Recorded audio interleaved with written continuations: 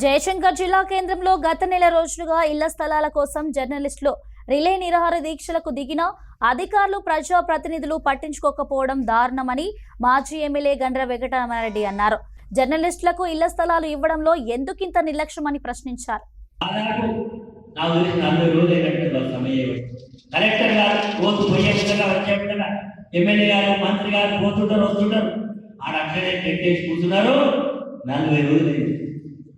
నేను కూడా చూసి కలెక్టర్ గారితో మాట్లాడాను. ఏమని కలెక్టర్ గారు, ఇది భావ్యమా?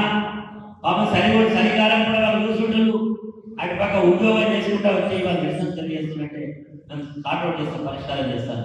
40 రోజులైతే ఈ రోజు వరకు కూడా ఆ సమస్యను పరిష్కరించడంలో ఈ రోజు ఇక్కడ ఉండే ప్రజాప్రతినిధి కానీ ఇక్కడ ఉండే మంత్రి, జిల్లా నుంచి శ్రీధర్ బాబు మంత్రులు ఆయన కనబడతారా? ఈ రోజు ఈ యొక్క జర్నలిస్టులు చేస్తున్నటువంటి నిరసన కార్యక్రమం తెలవడం లేదా? ఎందుకు ఇంత నిర్లక్ష్యం లేదు?